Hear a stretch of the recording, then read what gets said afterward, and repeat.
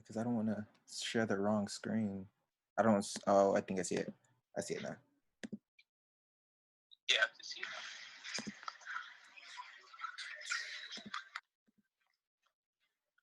Did you join audio? Yeah, I'm about to do that right now. I'm muted right now, I believe.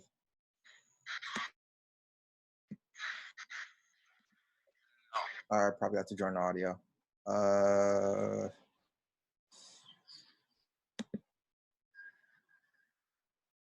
They said they can hear you. Oh, they can hear me? Yeah. Oh shit, they're already in, for sure.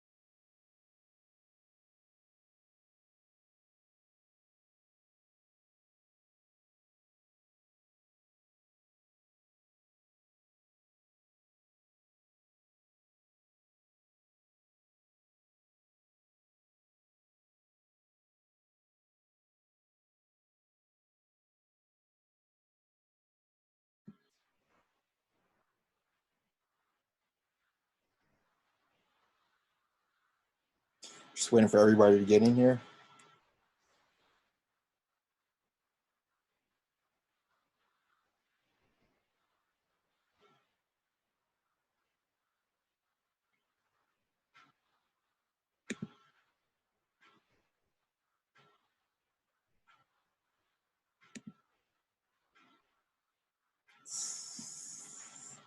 Hey, what's good, guys?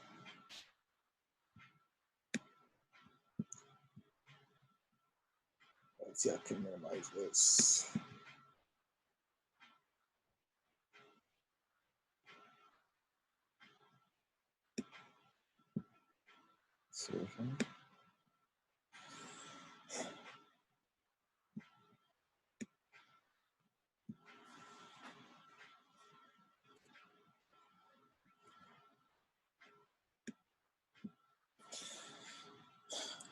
It's going good, Xavier. How's your day going?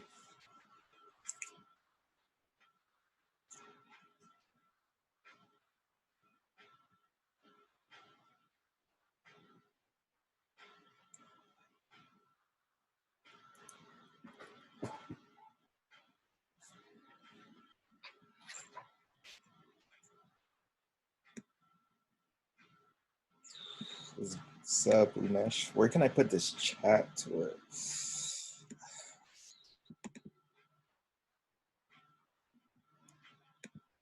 Nitty gritty.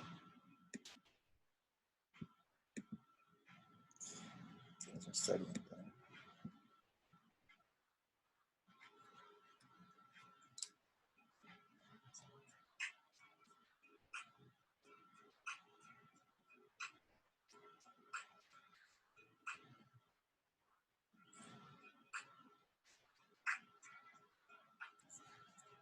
Hope you guys are all excited to learn about this strategy.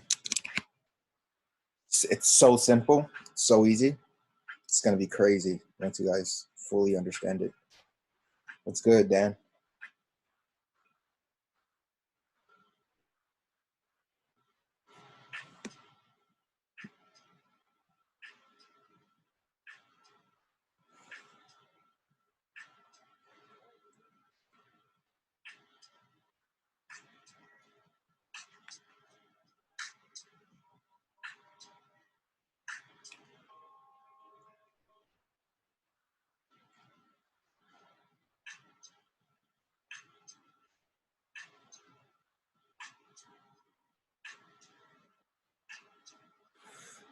It's good, Edwin. I'm good, Justin, and yourself?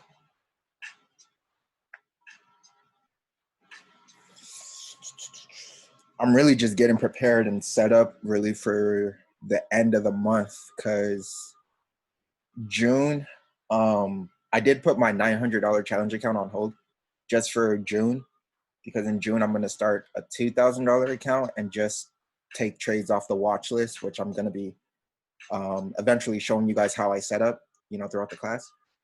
But yeah, I'm going to pretty much just be taking trades with that $2,000 challenge account using the watch list. And the goal is to trade conservatively, but, grow at the same time.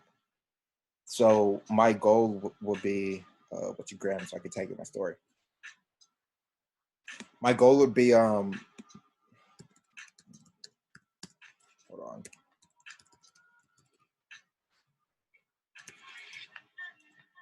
All right, so my goal would be for that account, $300 a day. If I can do $300 a day for the next 90 days, I've done the math. And this is conservative. Anybody can do 300 a day. So if I can do 300 a day for the next 90 days, that should put me around 27, 29,000. And that's like what, in a 6-month time span. And this is just using the watch list, accurate trades only, trades that have been charted, no chasing, letting the setup happen. I'll be starting with $2,000. I'll be going live as well every single day with Trent on Zoom, taking these trades with you guys.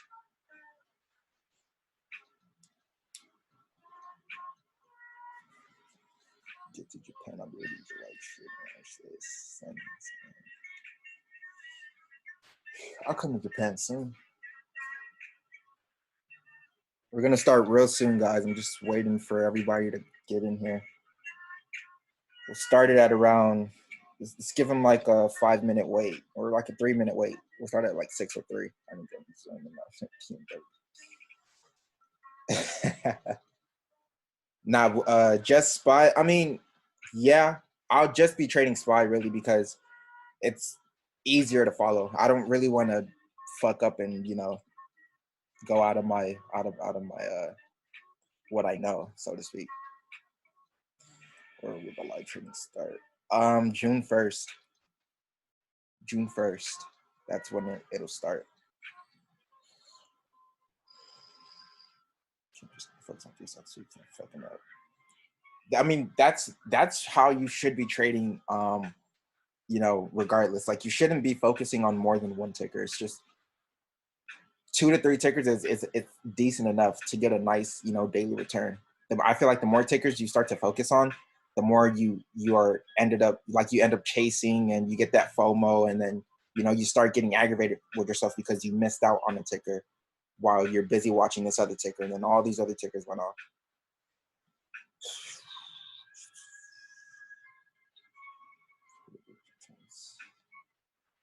Oh no, as far as the trading live goes, that's on Zoom, Justin. I'll be trading live on Zoom with Trent. Yeah, with me, with no matter what stock I look at, I always keep my bread and butter on my watch list, which is SPY.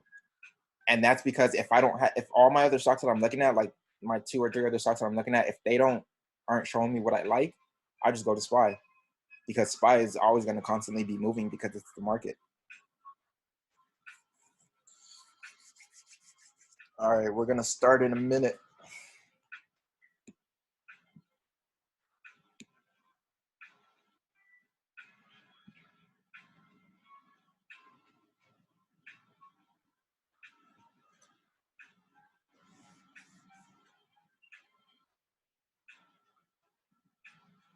Let's make sure this is recording. Great. All right. Let's get ready. What's our favorite stock other than SPY? My favorite stocks to trade other than SPY: Microsoft, Apple, QQQ, VXX. That's about it, because they're really volatile. If I look at any other tickers, it's just because like I'm bored or something. So, all right, let's get started, boys and girls. So today's session, we're not going to get into too much detail with, you know, the nitty-gritty strategies just yet. That's going to come in the later on classes. Today is just going to be a rundown and a recap of what you guys may have learned in the previous sessions, but there will be new information. So in today's class, it will be running by not too quickly, but we'll be able to get through everything in a good amount of time. So let's get started.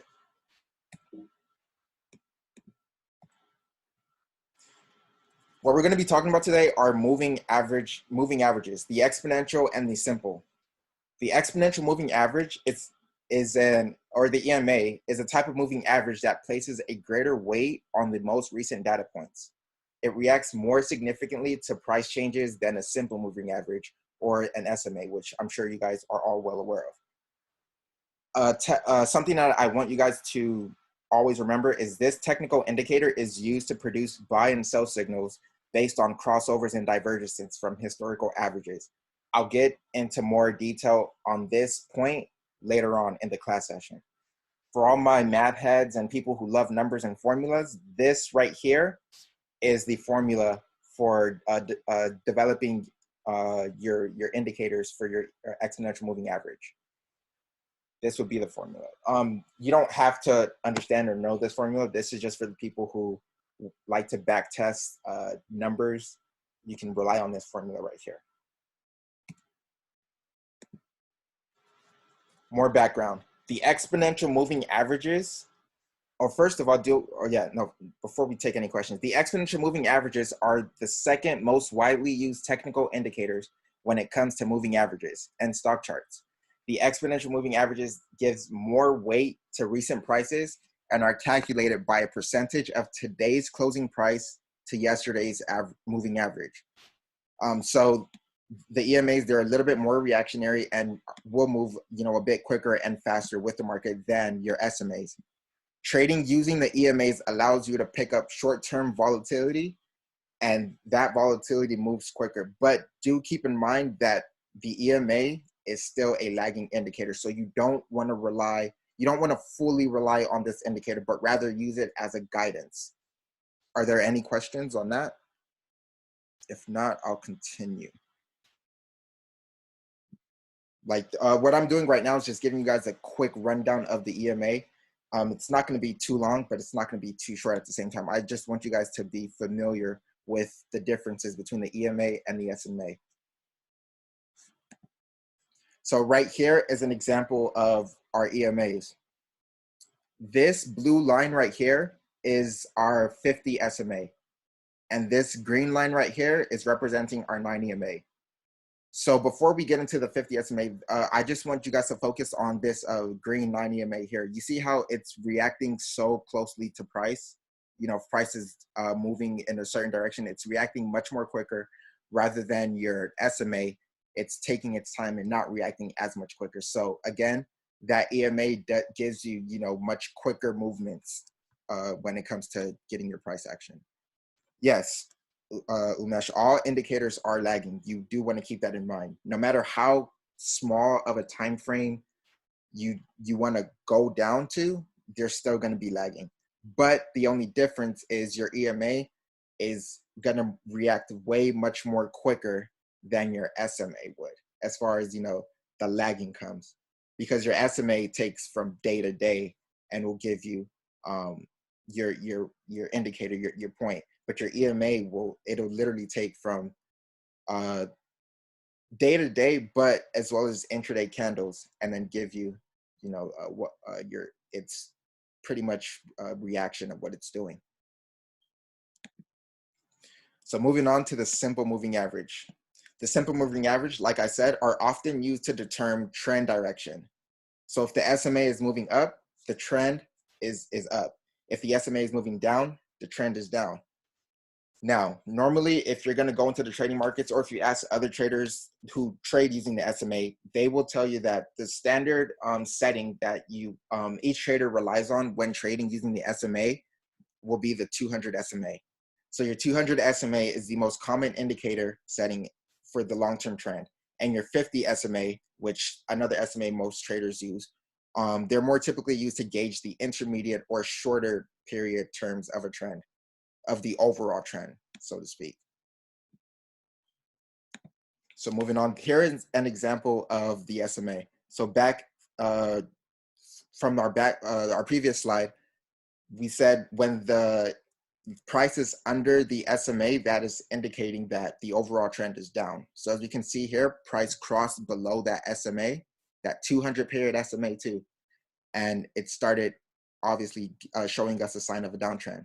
And so long as it was under that 200 SMA, it was going to remain in that downtrend.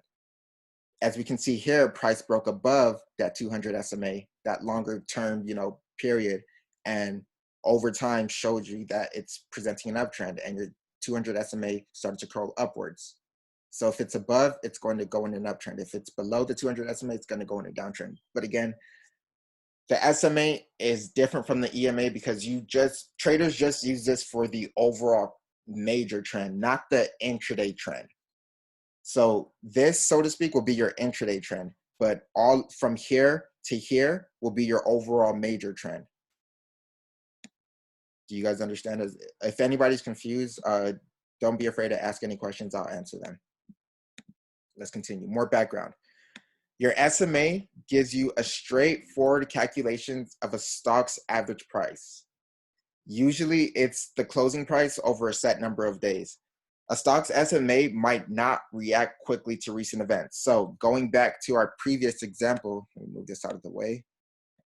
Going back to our previous example, our price, the SMA didn't react as quickly to price drops. So when we had, you know, this nice drop here, our SMA here didn't drop as crazy. But if we go back to our EMA example, and you see we had this nice leg down here, our EMAs reacted much quicker, but our SMAs, again, didn't react much quicker. It took its time to let us know that it was in the overall downtrend.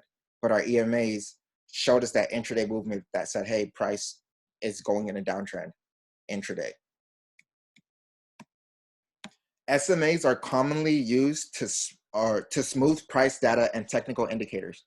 The longer the period of the SMA, the smoother the result, but the more lag that is introduced between the SMA and the source. I can't stress enough this lag, this lag that is under the both EMA and SMA, because when new traders start to use these indicators, they tend to rely too heavily on them, and that's where they tend to take you know, big losses, because they think that, you know, the price is going to move, you know, just as same, you know, with as how do I explain it, as the same movement, so to speak, with the EMA, when it's just not possible. Because if we look in this example here, let's say you're a new trader and, you know, you're looking at this SMA, you're looking at this 200 SMA right here, and you're like, okay, this is in a downtrend, let me take it. You take it, boom, like it crosses, boom, you're in. And then let's say we get to this point right here and we break above this. Now, again, that 200, that SMA, you do have to understand, takes your daily movements, not your intraday movements. And it gives you your price point period that it decides to print. So let's say there was one day where price broke above that SMA and you're in that trade but you're taking puts and you're like, oh my God, like, I'm about to take a loss, like price is above this SMA, what's going on, like what's going to happen, like is this going to go in an uptrend, like I'm scared, like I don't want to hold too long, I think I'm going to take a big loss. All of that is going to be racing in your head, and 9 times out of 10 you're going to sell here, not knowing that, you know, looking at other indicators, you had a heavy resistance level here, so you would have known if price broke above that resistance level, you would have gotten out. But if you rejected, you would have stayed in your position, because you know that if you reject the resistance level, it has to go back and test its previous support level. So if you knew that, you would have known to stay in your puts and then hold it down here. But your average new trader wouldn't have known that and would have just relied on this indicator solely and would have lost money at that point. And then he would have came back, you know, a couple of days later just to find out that it came right back under that 200 period SMA, not knowing that the overall trend was a downtrend and it was rejected off of a resistance. Let me see if there's any questions before.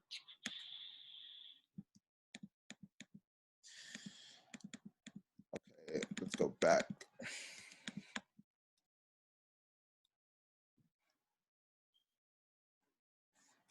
So price crossing the SMA is often used to trigger signals, but for the overall trend. When a price crosses above the SMA, you would want to consider to be ready to go long. When a price crosses below the SMA, you want to consider to go short, as the overall trend, as we've seen in the previous example, was signaling down. So good. Another example here, as you can see, is this blue line right here will essentially be our 50-day moving average. And this red line right here is considered our 200-day moving average, or simple moving average. Both of these are our simple moving averages. Now, from our previous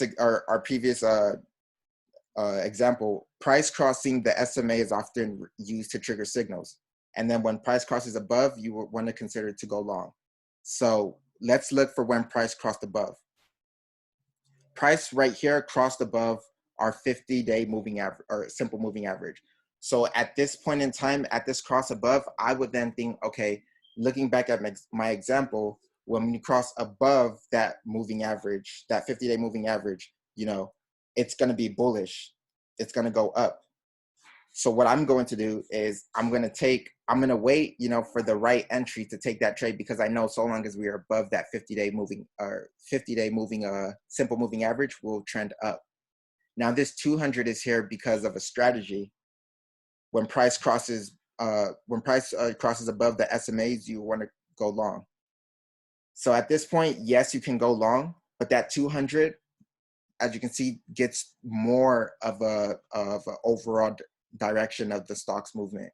So that gives you more of a double confirmation, you know, so to speak, when it says, when you go long here and you want to understand or think to yourself, hey, should I hold this long or should I sell? You would know to hold the long if price again crosses above that next SMA, because it would only tell you to go long because the price is in an uptrend. And if you draw a trend line from here going up, you would know that it's in an uptrend. So that's just the overall trend. Now, going into the nitty gritty is when that EMA comes into play. So which ones are the most effective? If you're looking for moving averages that favor recent prices and provides a quicker signal, the EMA moving average would be the one that you would want to rely on. traders who use the EMA that joins the trend, this is a con that you guys want to watch out for. Traders who use the EMA to join trends are more prone to getting whipsawed. Whipsawed, what I mean by that is getting faked out. So let's look for an EMA example. So this will be an EMA example right here. Let's say I was using my 9 EMA to try and go long here. And this is just using one EMA. I'm not even going to go into the combination of EMAs, which gives you, those extra confirmation. This is just, basing off us trading off of one EMA. So let's say, okay, we seen the trend was up, but we decided to try and get in at this point. We would have taken a loss because we wouldn't have seen this big leg coming, because we would have only solely relied on this EMA. Now, traders who use the SMA tend to experience fewer whipsaws. They tend to experience fewer fake outs, off of a downtrend coming up. Boom, a trader using the EMA would have gotten faked out, but if you had the SMA, you wouldn't have. So they tend to experience fewer whipsaws as the trend is calculated much longer, but it's much slower. But so that's what you have to understand. The trend is longer, but it's much slower. So you do have to keep that in mind when you're trading using the SMA or EMAs. Let me check if there's any questions. Yes, you can combine the SMAs and EMAs, and I will show you guys that in another class, the combination of SMAs or EMAs, or if we have time, I'll show you guys that in this class when we get to the questions. But so again, traders who use the SMA tend to experience fewer whipsaws as the move is calculated much longer, but they experience the movement is much slower when it comes to spotting trends. Both SMAs and EMAs can be useful tools for traders who like to follow trends. It all depends on which type, is preferred, which type you prefer, so to speak. So if you prefer, getting a longer trend, it's like writing your trades out, not worrying about too much noise, then you would want to really rely on the SMA. But if you prefer those, in and out daily type of trades, where you're getting those quicker movements intraday, that's where the EMAs come to play. But I've seen that question where somebody asked, can you use both? Yes, you can use both the SMA and EMAs, but it's going to be a little bit more trickier because you're going to then want to really be more strict when it comes to looking at your SMAs. Let's see if I can pull up an example of that.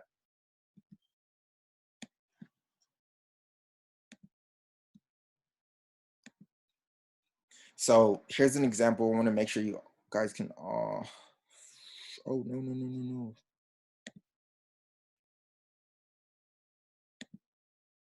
Can you guys see the screen, or sharing's being paused? Bring your shared window to.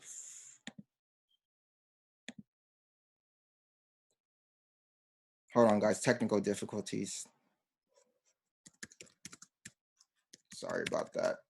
I didn't know I was gonna do all that. I have to literally share every single screen that okay, you guys can see the screen now, right? So you guys wanted to see an example of the EMAs and the SMAs combined. So here's how I'll do it. I won't go into too much depth about combining the EMAs because that'll be for in the classes ahead, but I'll show you guys how it'll look combined. So what I'm going to add is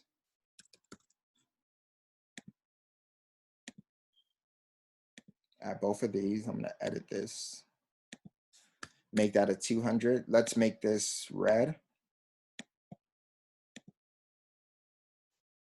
And then let's make this simple moving average R50.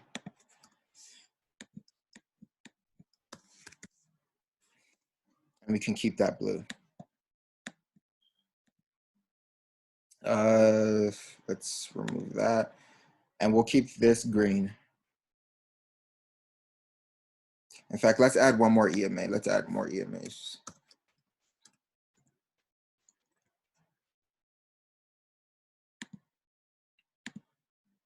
Because I believe you guys are familiar with the 21, so we'll include the 21 in here just to show you guys. We'll make this 10.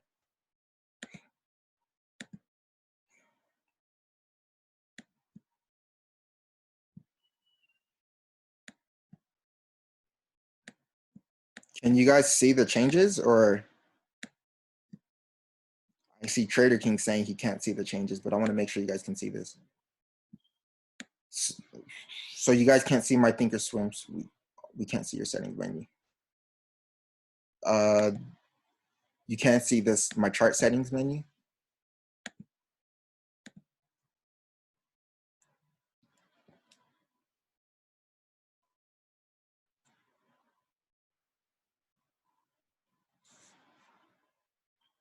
Can't see the studies pop-up box. Okay, let me explain the studies out to you. So I opened up my studies. Okay, let me explain it. So I opened up my studies and I added moving average exponential 2 times. So I typed that up in my studies. You click this potion here, and I typed that up in my studies. Moving average exponential 2 times, and I added that, and then I edited one of them to say 21, and I changed that color to orange, and then I edit my 9, and my 9 is green. And my simple moving averages, my 50 simple moving average will be blue, while my 200 simple moving average will be red.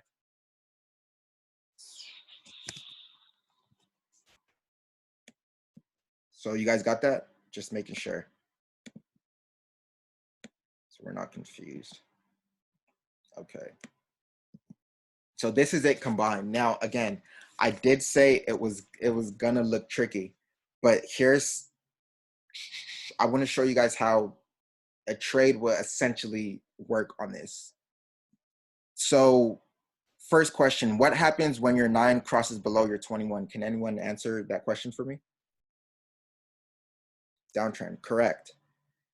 And when the 9 crosses above the 21, that's considered the uptrend, and stocks go up.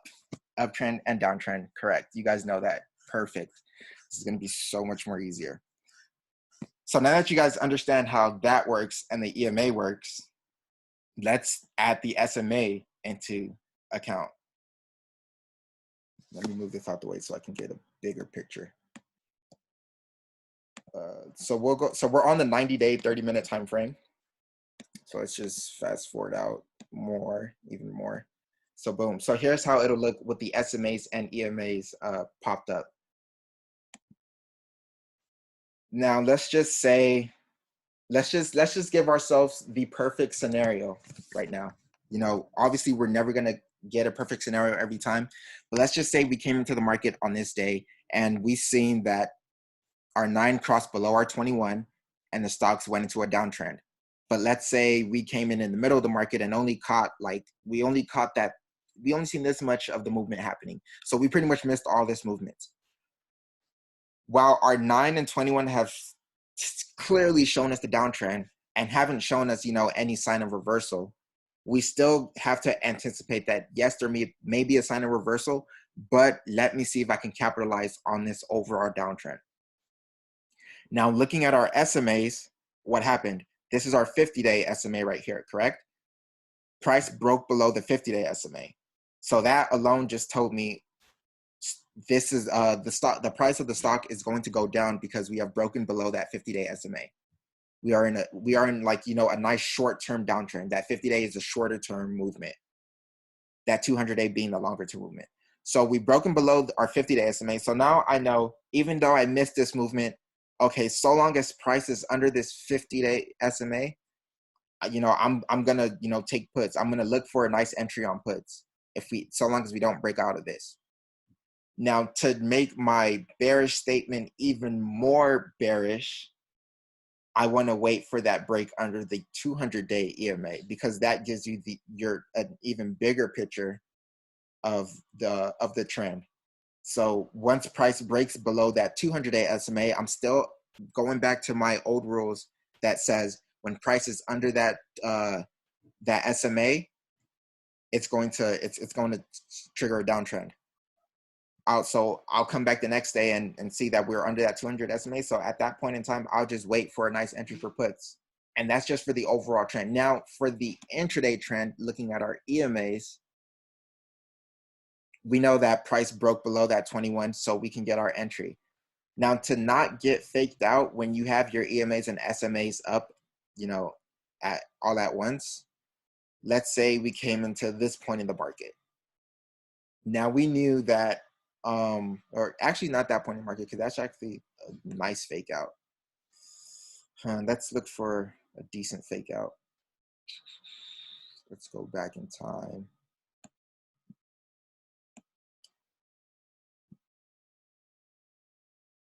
Okay, here's a fake out right here. So as far as your fake outs go, the whipsaws go. So you remember how I said in the previous example, you just said I said 200 EMA. Oh, my bad. I meant SMA. So for EMA. So for my EMAs are the 9 and 21. My SMAs are the 50 and 200. That's correct. So the whipsaw part from what I was talking about. Traders trading with their EMAs are getting that short-term movement. So all of this is going to be calculated. That EMA is going to pretty much take note of all of this choppiness that's happening. Your SMAs won't necessarily take note of it. So looking at here, if we were just trading using our EMAs, we would have been faked out, you know, back to back to back to back to back to back. But now that we have our SMAs integrated into this, we can see that if we can know that from our previous rules, if price is under those 50 and 200 SMAs, that's pretty much indicating a hard downsell pressure is going to happen. But if price is above it, that means price is going to go in an uptrend. So me knowing that the SMA is taking daily movements and not really calculating intraday movements, I'm going to take my time with this trade and let this setup happen. That's where you hear traders saying they're letting their setup happen. They're waiting for the setup to come to them. Do you still fall back onto price? Yes, I still fall back onto price action. And in the later classes and more sessions, I'll integrate those price actions. That's where the watch list comes into play with your EMAs and everything. No one uses EMA 200, only SMA 200. Correct, Umesh. So using that SMA to see if we were going to go long or short. We're already getting faked out of what our EMAs are. Like, all right, I'm going to wait to see what's going to happen, because overall the SMA is looking like it's in a downtrend. So if we can break below this downtrend, if I'm coming into this day, if we can break below this SMA, this 50 SMA, that'll pretty much tell me that price is continuing to go into a downtrend. But if we break above this 50 SMA, my shorter term period, before I move on to my longer term, that lets me know that the shorter term of the price action is going to go into an uptrend in the upcoming days, so long as price holds above that 50 SMA. So we're going into the day, we're in the middle of the day, and we're literally sitting at that 50 SMA line. But towards the close, we start to rally, and we literally rally above that 50 SMA close. So with that indicator right there showing me that price is above, I'm going to look to now know to go long. But I just want to wait for the right entry to go long. So fast forward, after hours happens, price then breaks above that 200 SMA in after hours. So if you were trading this with shares and you were able to trade after hours, then you would know, boom, to go long right there and then, because you just got a double confirmation to go long, because these are your longer term moving indicators and price is above it. So if it's above it, that'll cause it price to push upwards. So using these indicators, I can swing a cash account only with no leverage. Yes, you can. And I don't want to sound like a broken record, but no, you know what? I'm going to show you an example of how you would take a swing using these indicators, just with these, before I even add any more indicators. So let's say we're coming in the middle of the market, and we've seen this happening. Let's zoom into that. So we've seen this happening. Now we know right off the bat, from our EMAs, if our 9 crosses above our 21, that lets us know stocks going in an uptrend. If our 9 is below that 21, stocks are in a downtrend. So I know if my 9 is above my 21, I'm going to take calls. If it's not above it, I'm going to take puts because that's going to be in a downtrend. Now that extra piece of confirmation comes into play when your SMAs start to trigger. So coming into the end of the market, we rally, and then we break above that 9, and then we break above that 21. So right off the bat, I'll know, okay, looks like we're going to go in an uptrend. If I wanted to really take this trade, I can get into calls and hedge it with the put if necessary.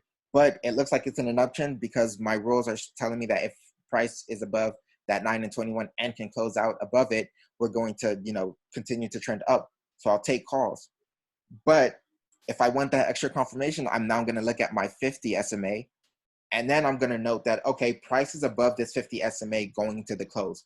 So I know so long as price is above that 50 SMA, we can go into an uptrend. But I want that extra confirmation. So that's price that crossed above 200 midday as well. It did, but as you can see, it got rejected. So that would have been, a fake out on the SMA's traders end, that whipsaw. So they do experience whipsaw, but it's not as crazy of a whipsaw as a person trading with the EMA will experience. Their type of whipsaws it's not going to be as prevalent or as prominent as trading with the EMA. So yes, while you still got that cross, you would have gotten faked out because boom, it would have went back up. So you wait for a bullish candle after a cross of the 200 SMA. Yes, you would want to wait for a bullish candle. So looking at our 50 SMA, we are above it, clearly above it. And if we're go back to previous intraday levels, we've been testing that level, and that level seemed to act as a nice level of support. So we're above that 50 SMA. I'm taking my calls, and now I'm going to say, okay, because I took my calls, not only because the 9 crossed above that 21, but we are above that 50 SMA, I'm going to take the call betting that we can, with this extra momentum, we could potentially test this 200 and hopefully break above it and trend upwards, or test it and reject it and then see if we can hold ourselves at this 50 SMA. But if not, then we sell for a loss.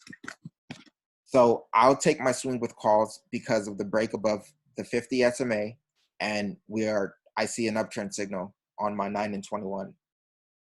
Now, going into after hours, boom, you get a nice gap up candle, or not a gap up candle, but you get a nice push up for momentum. I don't know if there was news or something. It looked like some type of news happened because that is a candle, but you just so happened, I say you got not lucky, but I mean, you were rewarded for following your rules.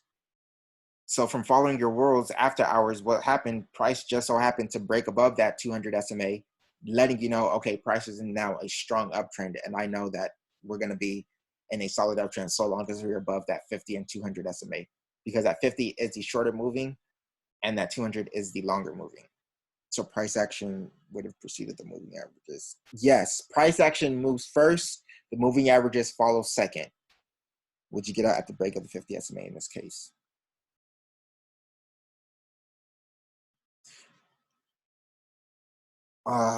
Break of the 50 SMA. If you're talking about getting out of my calls here from when, let's say you got into calls here, I would have only took, me personally trading this, I would have took, now I know I wouldn't have seen this candle, but knowing that this candle would have appeared, this candle would have been the candle to take calls on. So if you're talking about if it breaks below this 50 SMA and I'm in calls like at this level, yes, I would get out, because then to try and take that swing, it would be invalid, because if we're under that 50 SMA and can't break above it, then price is going to go into a downtrend. Oh yes, a lower time frame provides a clear picture. We can go on even a 15 or a 5-minute time frame, even a 10-minute time frame. Let's even use that. But you have to understand, a lower time frame would make more sense, but when taking swings, you want to always look at the bigger picture, look at the bigger time frame, because that gives you I like to say the bigger the frame, the bigger the movement you're going to get in the stock price. And that's true. It just makes sense. So if you're looking at a 10-minute frame and you're going to try and take a swing into tomorrow going on a 10-minute frame, it's not going to be, it's not going to be, well, you're really, it wouldn't make sense to do it because that 10-minute frame only gives you 10 minutes worth of price action. And to take a swing worth of 10 minutes worth of price action wouldn't make any type of sense. For me personally, if I'm going to take a swing, I would, again, stay on the 90 days because I do want all that information as possible. I'm going to look at that Q&A soon.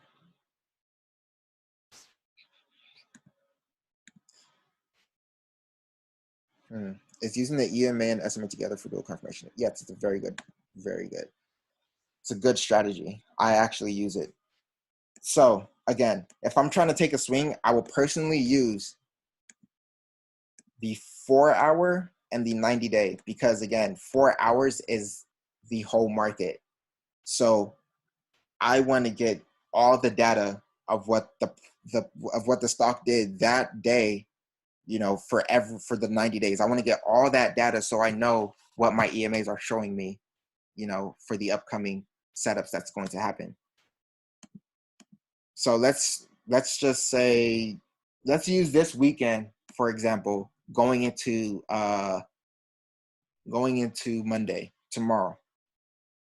True, but lower time frame will provide. Okay. So if I were to take a swing here on Friday, actually going into Friday, I wouldn't have wanted to take a swing because although price did break above this 9 and 21, I didn't get that full cross. You almost got that cross after hours, but it still wasn't as valid of a cross, that I would have wanted to take a position, only because what could happen Monday is price could come down and retest. Sorry about that.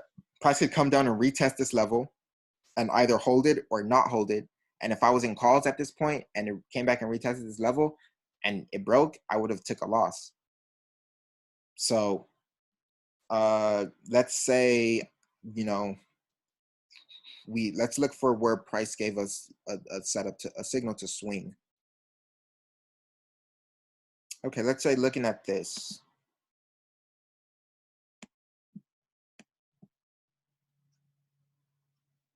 Yeah. Actually, that's too good. That's too good to be true. Let's do one where people may.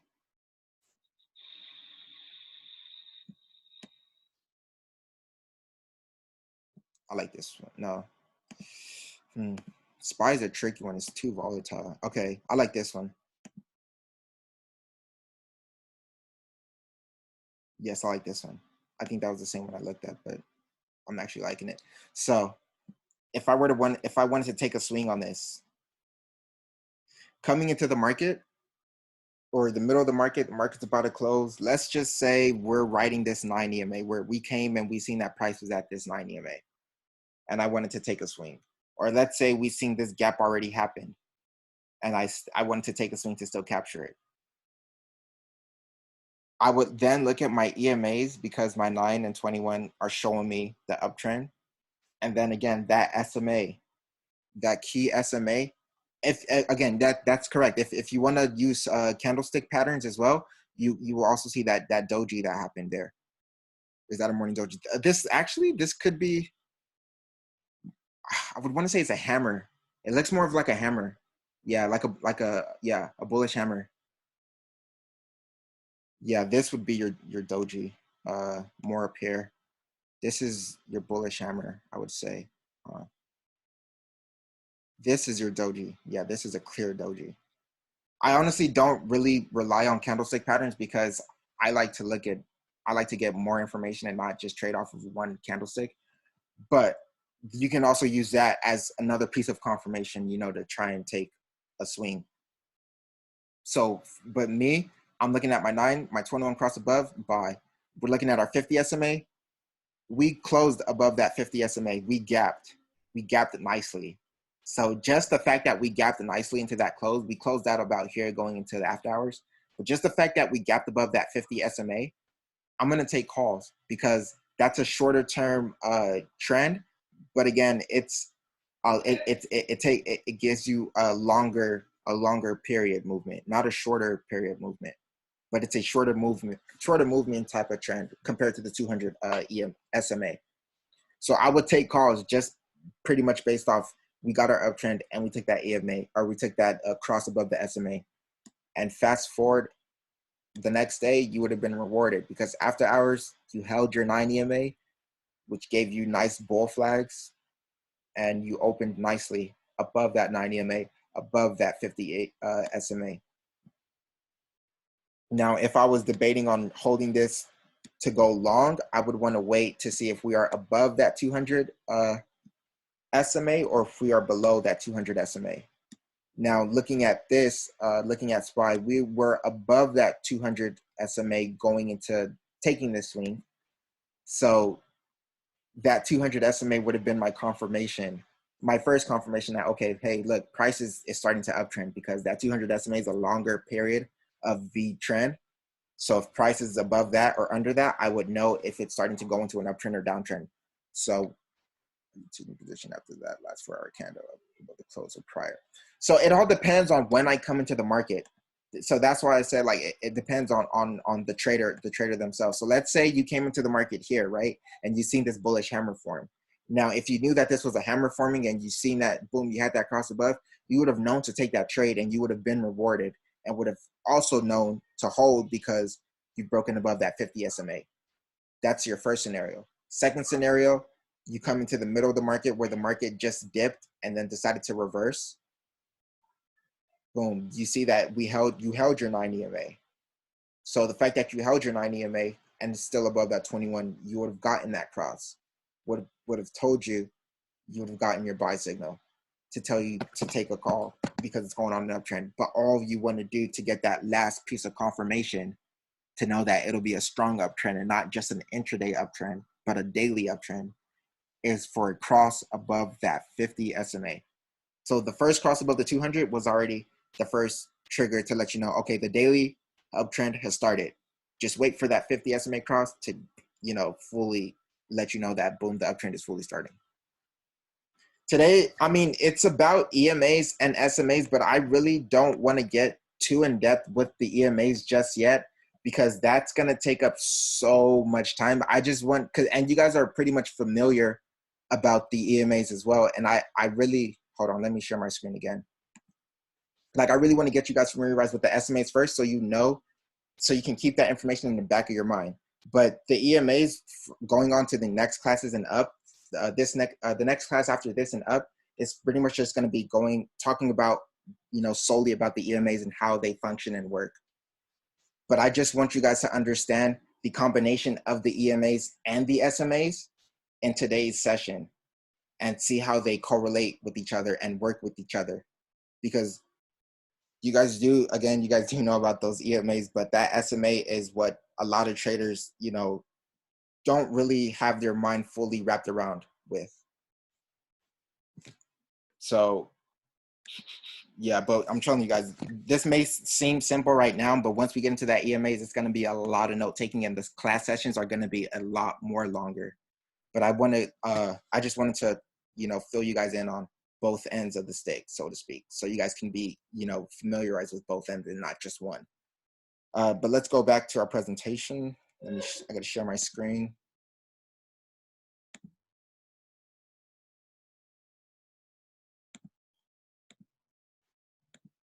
Okay. So again, both EMAs and SMAs can be useful tools for traders who like to follow trends. It's, again, which type you choose, it's all personal preference. You can either choose to trade with the SMA or the EMAs, but with this class, with this session, we are just going to be focusing on the EMAs because it's much more quicker, it's much more responsive, and we're taking pretty much day trades. You can swing with the EMAs, but day trading is really where it's at.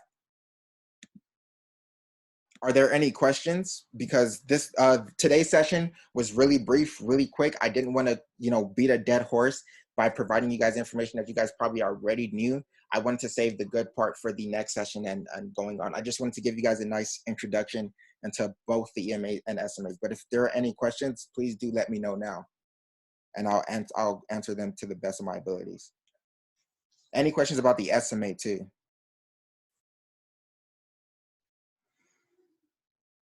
Thank you so much.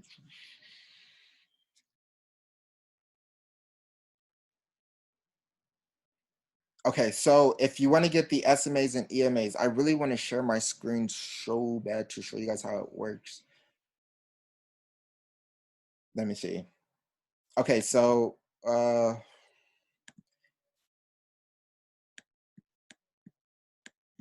me share my Thinkorswim screen again.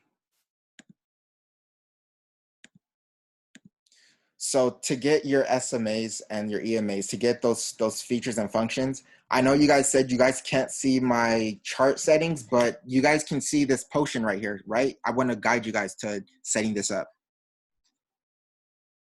So you want to click on this potion, and after you click on this potion, you're going to see a screen that says Edit, Studies, and Strategies. On your left-hand side, you're going to see where it says Studies, Strategies, Sets. Right-hand side, you're going to see where it says Add, Studies, and Strategies. If you guys don't have anything up, it should be empty. But if you guys have studies up, then you should see some studies already up. What you then want to do now is that search bar for your studies, you want to click on it.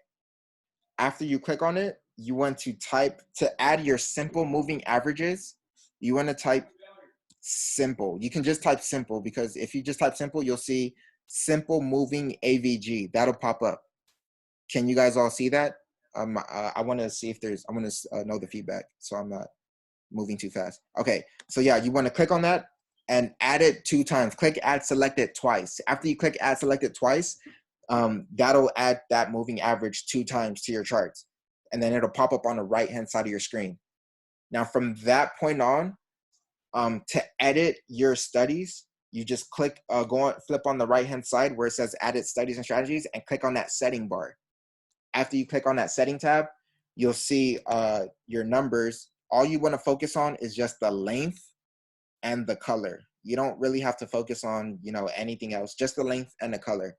And then you can edit the length to the specifications of the underlying indicators.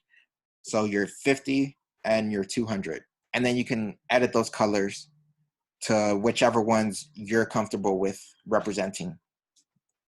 Is everybody following along, or did you guys get it?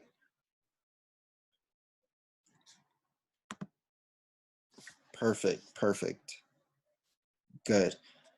So what I want you guys to do is, while this class is, again, about teaching you guys how to trade using the EMAs, I did want to get you guys familiar with the SMA, because it is a good tool to keep in your arsenal just to understand the overall trend of the stock. So while you can see the short-term trend, like let's say for SPY, for example, I'm pretty sure you guys seen last week, we had a choppy days. But if you looked at the SMAs instead of your EMAs, because your EMAs would have taken account for swings, which time frame is best for using SMAs or EMAs. You can use both, and I say that. Let me go over that example again for you guys. As far as the swing goes, let me give you guys another example of actually both of them crossing to get a perfect swing. So this point, this time in here, this point right here. So at this point, let's say you guys were using your 9 and 21s, right? And you took your swing because let's see. What's a good point right here? This is a perfect. So at this point in time, right here, we're in the market, middle of the market. We have a bullish hammer, but we were experiencing some chop because we weren't breaking above any clear resistance level. We were pretty much chopping for 2 days.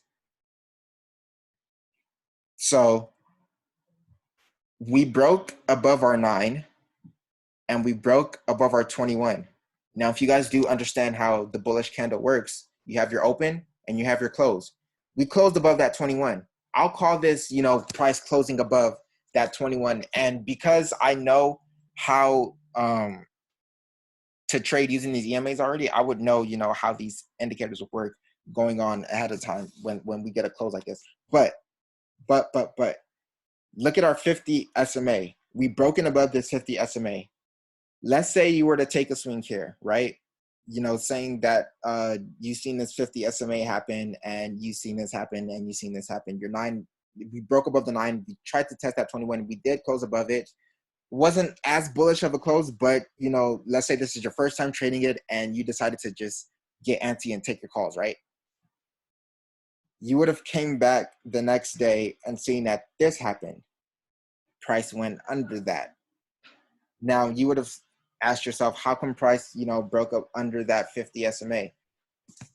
So to speak, yes, we didn't get that full breakthrough to trigger for calls on our 9 and 21, which is why I emphasize, you know, using the EMAs as well. But you were right for, you know, taking the swing, because, you know, it would have been in a perfect uptrend, but you just needed time to be on your side at that point, you know, looking at the days ahead of it. But we didn't get that full cross above. So our mistake was thinking that we can get in a position looking at this price break and close above that 9 and 21. So me being an experienced trader and coming into the market and saying, yeah, I know how the market works. I can see that this is happening, you know, from trading this, I'll take this trade. I would have taken a loss, you know, coming into the next day, because going back and looking back at it, I would have known, okay, I've messed up. I thought, you know, we've gotten everything was bullish, but I didn't get that last 9 crossing above that 21. The next day happens, nothing happens. So that day's a bust. But after hours, something happens in after hours. So we're looking at after hours in pre-market, and after hours in pre-market, we can see that, okay, now we have our 9 and 21 EMAs triggering as for an uptrend. And then we have the price breaking above that 50 SMA. Because then previously, yes, we broke above it thinking it was an uptrend, but we had that whipsaw happen to us and got faked out, as we should have. But coming back in and seeing that, okay, pre-market after hours, things are looking juicy. We got in that break above, that's looking bullish. Now all I need is to break above that shorter term moving, simple moving average being my 50. We got that break above pre-market or after hours leading into pre-market. Pre-market comes here. We can see we still have that clear break above it, above that 50, above that 9. So let's say I'm coming into the market, I would take a call because I can see that we are in a clear buy signal.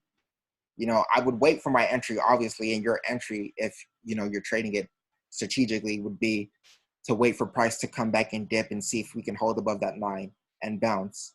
And we actually dipped and held above that 9 and bounced.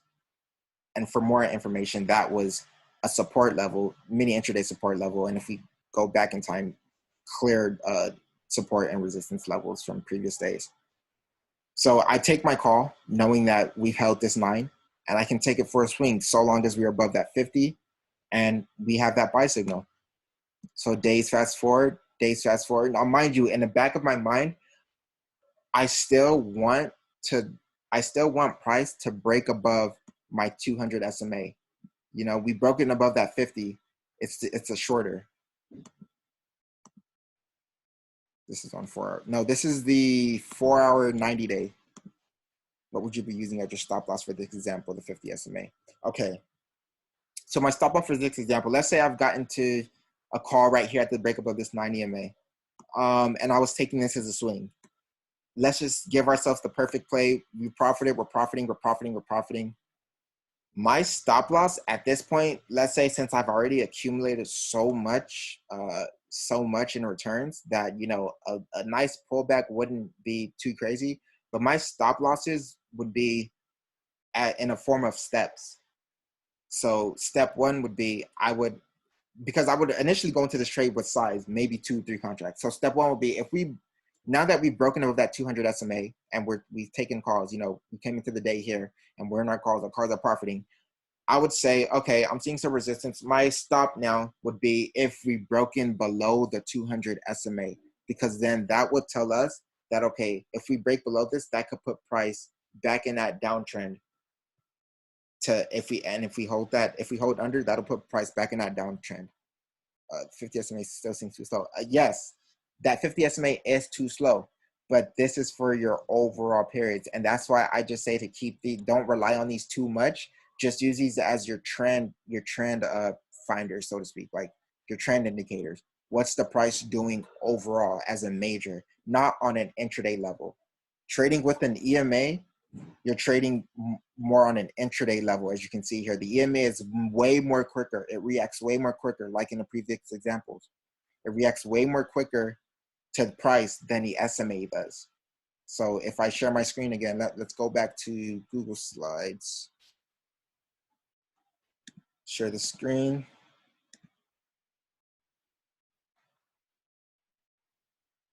So again,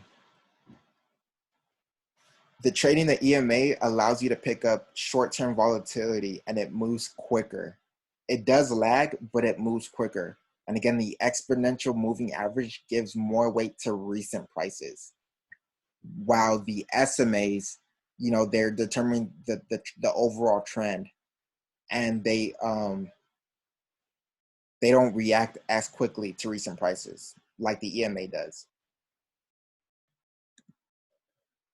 You guys does everybody understand that? Let me share my Thinkorswim screen again so you guys can go back and see what I'm talking about. So you see again what I mean?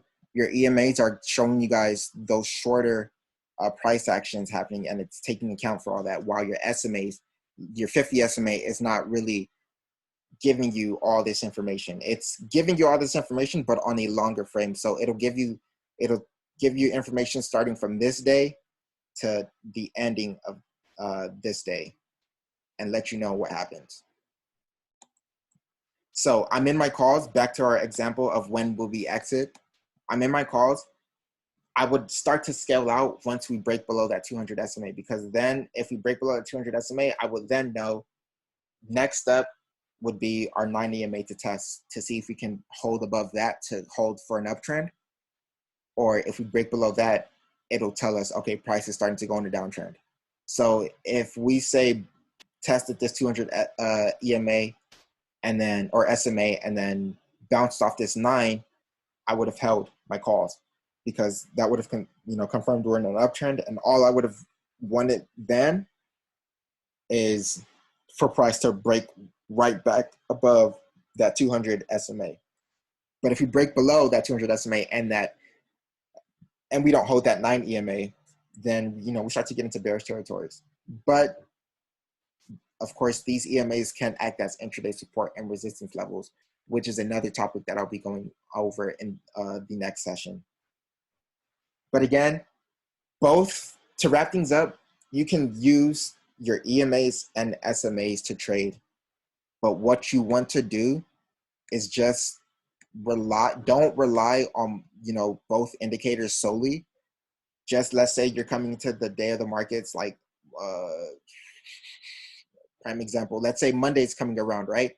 Monday's coming around, markets are looking like this. I'm going to come into Monday thinking like, okay, I can see we're above this 200 SMA. So price has told me we have started to go into an uptrend. And in the chat, I told people 275 was buy the dip on spot. But prices started to go into an uptrend. Now, all I want to do, if I'm going to consider to go long here, I'm going to now rely on my EMAs to see what my EMAs are showing me. So my EMAs going into after hours, we're trying to show a buy signal or an uptrend. So now that I can see that and tell myself, if we can continue this uptrend, I want to wait for price to, break above this. I can take a calls based off this uptrend, now that I have my uptrend confirmed. So I'll take my calls and then wait for price to break above that 50 SMA to confirm that full uptrend to the top. And if we break above that 50 SMA and we look here from previous levels, this is a nice gap. There's pretty much no volume here. If we pull up volume profile indicator, but there's pretty much no volume here. So price can pretty much fly if it breaks above this 50 SMA and gap before it sees, a resistance of 289, maybe 290, call it. But that just knows. Yeah, somebody had a question. Somebody just raised their hand. So if it breaks pre-market, enter on calls. So pre-market, if it breaks above that 50 SMA, yes, I'll enter my calls because then I would know that my 9 and 21 have already triggered that buy signal.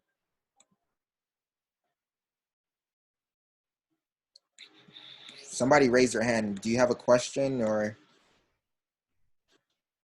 So yeah, so come Monday, if we break above that 50 SMA, I would look to be taking calls because I would have already gotten my buy signal and we're in a clear uptrend. This just confirmed that uptrend. And I would take calls and look to see heavy resistance near that 289 level. And then again, near that 290 level. So 289, 290 will be another clear form of heavy resistance. But that will then act as a battlefield, so to speak, for price because price may reject off of these levels up here and then try and retest that 50 SMA to see if it wants to continue that uptrend, to see if it wants to hold to continue that uptrend or overall break off and continue and go back into the downtrend. So, I mean, it's that simple. Like I don't like to complicate my trading. I like to keep trading very simple and, very precise. I feel like a complicated trader is just, a confused trader. So that's having, these simple indicators, your 921 and then 55 when we go over it in the next classes, having those 3 EMA indicators as well as your 50 and 20 SM or your 50 and 200 SMAs, you're pretty much set. Do you hold in that retest period or exit and enter again? Okay, so let's say, what scenario would I want to give myself in this period? So let's say we broke above the 50 SMA, right? I would only want to take calls because I would only want to take calls if we can hold above that 50, yes, but you would know to hold your calls because your 9 and your 21 would have already, since these are your leading indicators, would have already been above this 50 SMA. So price would have to be reacting to the 9 and 21. So if your 9 and 21 are showing you a buy signal or an uptrend signal, then yes, you can essentially hold, once you get that retest of a confirmed support from your 50 SMA. But if you get a retest and it breaks below, get out of your calls or don't get into your calls. But would you get out at 290? Would I get out at 290? Realistically speaking, to be honest, knowing that SPY's ATR on a normal day is $4 to $5, maybe $7. But since this whole news is happening, it could be sometimes 10, 12. But on a normal day, it's $5 to $7.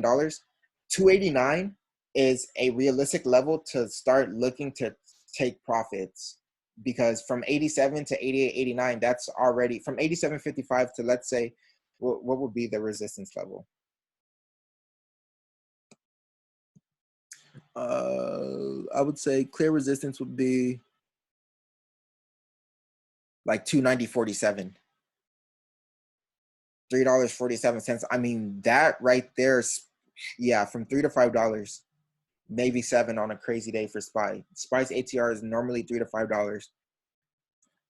So 289, I will consider to start taking profits first. But that's if I'm in a big position, I'm scaling out first. If we can break above that 290 or whatever, that 290 level and hold, then I will hold the rest of my positions. But if we reject that 290, I would sell. But if we get back to that 290 and then can break above it and reclaim it, I will get back in it because I would know from previous trading sessions that 290 was a critical resistance level. And if we break above it, we can have momentum to test the next resistance levels above, which would essentially be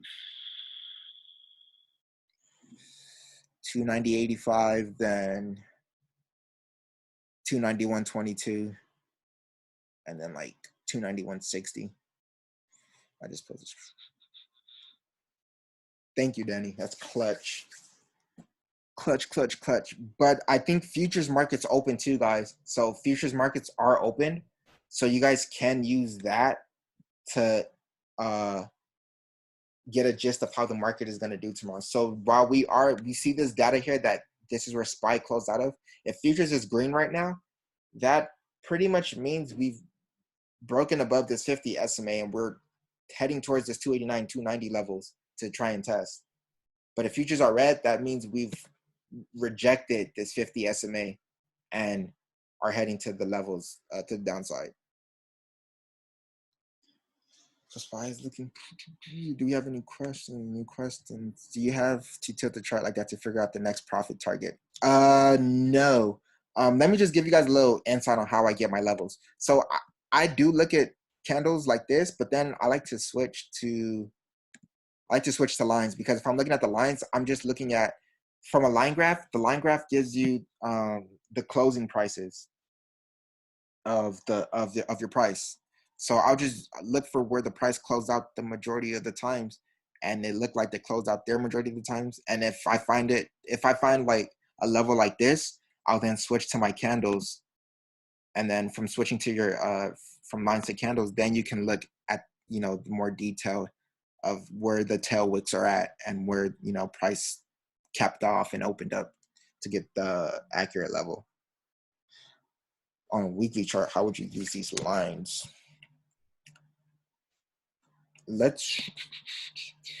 I'm using these lines on a 90-day time frame. So this is a 4-hour.